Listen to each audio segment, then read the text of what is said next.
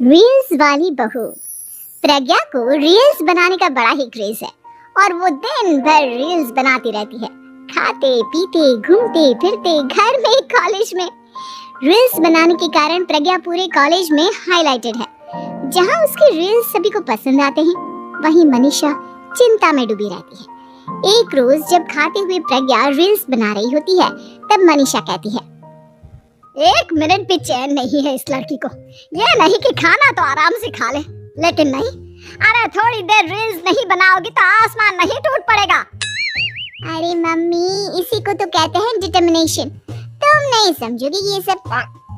भगवान, इस लड़की को सद्बुद्धि दे। जब देखो तब टेढ़ा बाका मुंह बनाती रहती है। मनीषा की बात का प्रज्ञा पर जरा भी असर नहीं होता और वो खाते खाते रील्स बनाती रहती है। दिन बीतने लगते हैं और देखते देखते प्रज्ञा का कॉलेज भी खत्म हो जाता है। आए दिन कोई ना कोई मनीषा को प्रज्ञा की शादी करवाने का सुझाव दे जाता है। सब ठीक ही कहते हैं, प्रज्ञा की शादी कर देनी चाहिए। अपने घर के काम काज में व्यस्त हो जाएगी तो खुद ही ये रील्स और नाच गाना बंद हो जाएगा। मनीषा और प्रेम प्रज्ञा के लिए एक अच्छा लड़का ढूंढने लगते हैं और तभी विकी का रिश्ता प्रज्ञा के लिए आता है, जिसने प्रज्ञा को उसकी रील्स देखकर पसंद कर लिया था। अगले दिन विकी अपने माता पिता के साथ प्रज्ञा के घर पहुंच जाता है और प्रज्ञा साड़ी पहने हाथों में चाय की ट्रे लिए उनके सामने आती है। जब विकी को पसंद है तो हमें भी बहू पसंद है। बहन जी, आप बारात की तैयारी कीजिए। एक बार लड़का लड़की अकेले में बात कर ले तो अच्छा रहेगा। हाँ हाँ, क्यों नहीं। मनीषा विकी को प्रज्ञा के कमरे में भेजती है, जहाँ प्रज्ञा पहले से ही रील्स बना रही होती है। तभी विकी कहता है, आ गए आपके साजन जी। हमारे साथ ये रील्स कंप्लीट करती तो और भी अच्छा रहता। अच्छा जी, अब आ ही गए हैं तो बना ही लेती हूँ आपके साथ। दोनों मिलकर रील्स बनाते हैं। जब भी मीट और तुरंत पोस्ट भी कर देते हैं। फिर विकी कहता है, जब आप साड़ी में चाय लेकर आई तब मुझे लगा कि कहीं मैं गलत घर में तो नहीं आ गया। अब सही है। दोनों की शादी पक्की हो जाती है और शादी के दिन भी प्रज्ञा रील्स बनाने से चूकती नहीं। यहाँ तक कि बारात के समय भी नाचते हुए रील्स बनाती है। सभी लोग प्रज्ञा की तारीफ के पुल बांध देते हैं और प्रज्ञा नाचती गाती अपने ससुराल चली जाती है। सब कुछ अच्छा चल रहा होता है। प्रज्ञा यहाँ भी दिन भर हर चीज की रील्स बनाती रहती है। लेकिन कुछ दिनों के बाद जब सुनीता कहती है, बहू, ये रील्स के साथ साथ कुछ काम भी कर लिया करो। वैसे तुझे और क्या क्या बनाना आता है? मम्मी जी, वैसे तो सब कहते हैं कि मैं सब कुछ अच्छा बनाती हूँ, लेकिन मुझे लगता है कि मैं मैगी अच्छा बना लेती हूँ। हाँ, कॉफी भी अच्छा बना लेती हूँ और मुंह तो सबसे अच्छा बना लेती हूँ। हैं? अच्छा अच्छा। सुनीता अपना माथा पकड़ लेती है और कहती है, बहू, कुछ खाना बनाना भी सीख लेती। मम्मी जी, मैं लंबी प्लानिंग कर रही हूँ। जल्दी ही मैं इतनी फेमस हो जाऊंगी कि मुझे पैसे मिलने लगेंगे।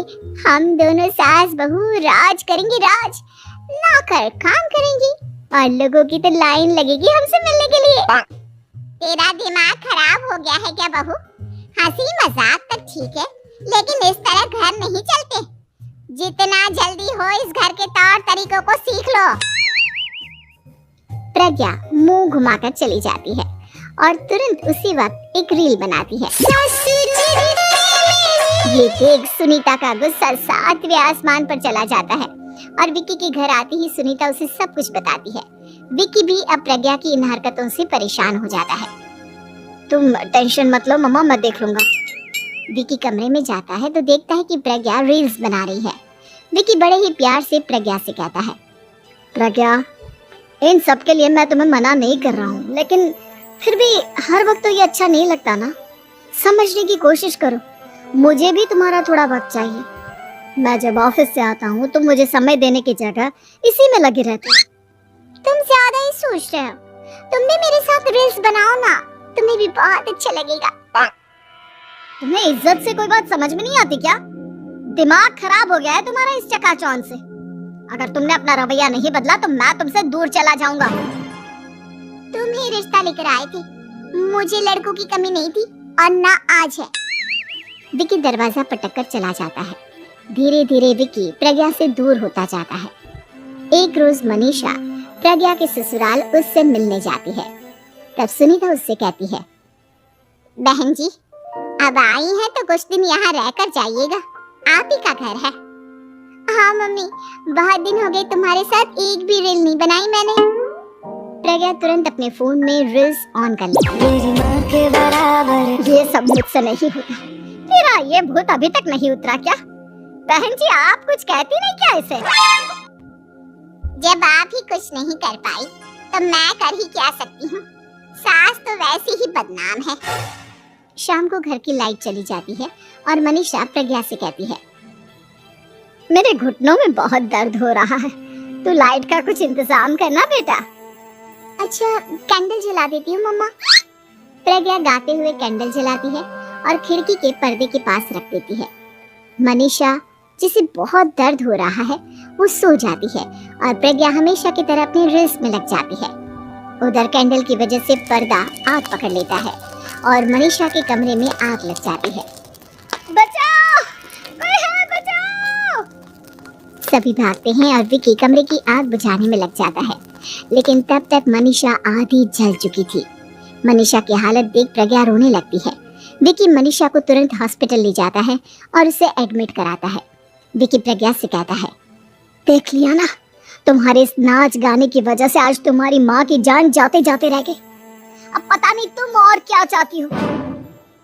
उधर डॉक्टर कहते हैं, इनकी हालत बहुत नाजुक है, आधे से ज्यादा जल चुकी है। प्रज्ञा रोती हुई मंदिर में जाती है और भगवान के आगे जाकर कहती है, भगवान मेरी माँ को ठीक कर दो, मैं कसम खाती हूँ हाथ से ये रील्स बनाना छोड़ दूंगी, बस मुझे मेरी माँ वापस मिल जाए। 2 दिन बीत जाते हैं और मनीषा खतरे से बाहर आ जाती है। पेशेंट अब ठीक है, आप लोग उनसे मिल सकते हो। सब कोई मनीषा से मिलता है और प्रज्ञा सबके सामने अपना फोन तोड़ देती है। मुझे माफ कर दो मम्मा, मैंने तुम लोगों की बातों को नजरअंदाज किया।